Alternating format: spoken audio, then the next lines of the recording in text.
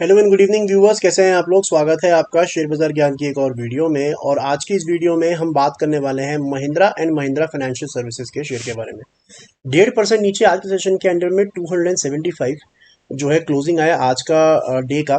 और मेरा जो लास्ट वीडियो था एमएनएम फाइनेंस का, उसके अंदर में यही बात हुई थी कि जो वीकनेस है that is very evident in the MNM share. और मैंने बात कही थी जहां पे 5 लगातार हफ्ते जो है इसने वीकनेस दिखाया, 5 लगातार रेड कैंडल्स बनाए हैं।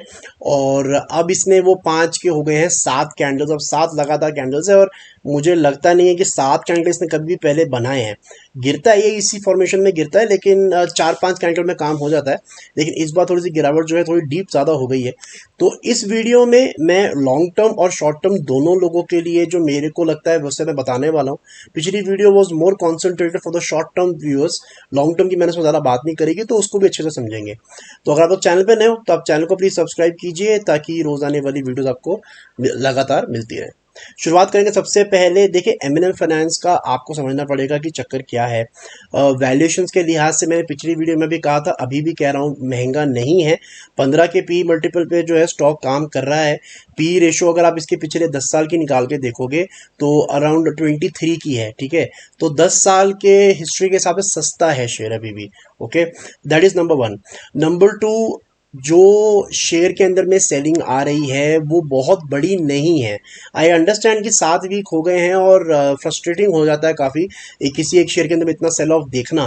But you have to understand one thing. मैं आपको आज एक चीज़ बता देता हूँ कि जब भी आप स्टॉक मार्केट के अंदर में आओ, आप मेंटली प्रिपेयर्ड रहो। चाहे वो शेयर कितना भी सस्ता हो, कितना भी अच्छा हो, आप मेंटली प्रिपेयर्ड रहो कि 30% तो गिर जाएगा मेरे लेने के बाद में। आप ये हमेशा मान के ही चलो अपने दिमाग में, यही स्टॉक मार्केट के रिस्क होते हैं, राइट। एवरेज 30% आप हमेशा डाउन साइड देखो अपने इन्वेस्टमेंट की। जैसे मैं आपको बता रहा हूँ कि एमएनएम फाइनेंस गिर रहा है, लेकिन it is a very slow reduction of price. इस हफ्ते अगर आप देखोगे रेड कैंडल तो बनी है, लेकिन the stock has only reduce like less than 3%। पिछले हफ्ते 2.5% से भी कम, उससे पिछले हफ्ते 3%। ये एक बड़ा हफ्ता आया था जहां 4% गिरा है। उससे पहले भी 1-1.25% गिरा था पूरे हफ्ते के अंदर में। टॉप से आप देखोगे अभी तक तो 20% की गिरावट भी इसके अंदर में नहीं आई है। 20% की गिरावट तो आपको हैंडल करने आनी चाहिए अगर आप लॉन्ग टर्म इसके अंदर में इन्वेस्टेड हो। शेयर के अंदर में कोई दिक्कत नहीं है, फाइनेंसिंग मार्जिन के अंदर में थोड़ी सी गिरावट आई थी, लेकिन जिस तरीके का इनका लोन डिस्बर्समेंट्स है, जिस तरीके का इनका परफॉर्मेंस है, हिस्टोरिकल परफॉर्मेंस अगर आप देखो तो घटते हुए इनके एनपीएस है, नेट एनपीएस इनके घट रहे हैं। प्रॉफिटेबिलिटी अच्छी है। इस क्वार्टर के अंदर में मार्जिन थोड़े से कम आए हैं। लेकिन आपको ये समझना है कि आप जो है, आपके पास में ज़्यादा होल्डिंग है नहीं। रिटेल के पास में होल्डिंग है ही नहीं इस शेयर के अंदर में। अगर आप इनका शेयर होल्डिंग पैटर्न देखोगे तो रिटेल के पास में है कितना, 6% शेयर है टोटल। 6-6.5% शेयर पब्लिक के पास पड़ा हुआ है। बाकी सारा का सारा म्यूचुअल फंड ने उठाया हुआ है, डीआईएस ने उठाया हुआ है 27%। ये साल दर साल की इनकी होल्डिंग है। एक चीज इसके अंदर में आप नोटिस कर सकते हो कि जो एफ हैं वो इसके अंदर में होल्डिंग घटा रहे हैं। There is no doubt in it कि 2017 में 30% थी, आज 14% रह गई है। तो ये साल दर साल जो है अपनी होल्डिंग घटा रहे हैं। और ये जो गिरावट है इसके अंदर में भी एफ का ही ज़्यादातर हाथ होगा। लेकिन अगर आप डी इसको देखोगे, जो हमारे डोमेस्टिक इंस्टीट्यूशनल इन्वेस्टर्स हैं, उनको अगर आप देखोगे तो ये लगातार अपनी होल्डिंग बढ़ा रहे हैं। 2017 में 11% थी, आज की डेट में 27% के करीब है। So you don't need to worry. आपको ये समझना है कि जो लोगों के पास में ज़्यादा पैसा है, करोड़ों रुपए के एसेट्स अंडर मैनेजमेंट है, उनको ज़्यादा नॉलेज है, उन्होंने ज़्यादा रिपोर्ट्स पढ़ी हुई हैं, तो उनके अंदर में आपको ट्रस्ट करना चाहिए, राइट। अगर आप इस लास्ट क्वार्टर में भी देखोगे तो एचडीएफसी लाइफ इंश्योरेंस कंपनी ने अपना होल्डिंग हल्का सा घटाया है। लेकिन म्यूचुअल फंड्स में देखोगे तो एचडीएफसी म्यूचुअल फंड ने 2.18 से 2.36 किया है। एसबीआई म्यूचुअल फंड ने 1.72 से 1.95 किया है। आईसीआई एक्सिस वालों ने 1.78 से 1.85 किया है। कोटक महिंद्रा ने 1.46 से 1.58। तो ज़्यादातर बड़े फंड्स ने ये शेयर जो है ऐड ही किया है। इसके अंदर में लॉन्ग टर्म में कोई प्रॉब्लम नहीं है, मैं बार बार बोल रहा हूँ, राइट। अब जैसे हम चार्ट्स पे बात दोबारा करते हैं और बात करते हैं जो 7 लगातार अब रेड वीक्स बन गए हैं। देखिए, गिरावट इसके अंदर में आनी लाजमी थी, बिकॉज मैं कई बार अपने वीडियोस में बता चुका हूँ बात कि जब भी 20 और 200 मूविंग एवरेज के बीच का गैप बड़ा हो जाता है तो वहां से एग्जिस्टिंग ट्रेंड कमजोर होता है, रिवर्स होना ही है इसने। और इसका आपको हमेशा हिस्टोरिकली आइडिया मिलेगा ही मिलेगा, राइट।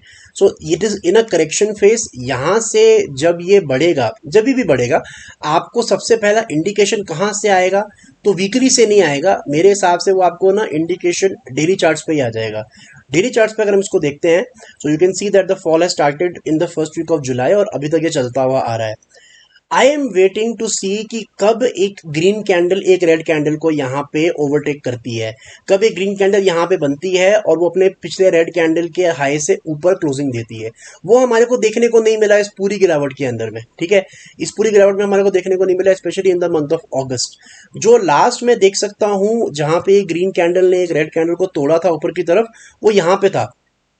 यहाँ पे आप देख सकते हो कि ग्रीन कैंडल ने हाई जो है रेड कैंडल का निकाले, क्लोजिंग इसके ऊपर दी थी 325। अगर आप इसको आप देखोगे तो जो हाई था रेड कैंडल का दैट वाज 320.85 और क्लोजिंग जो था वो 321 का था।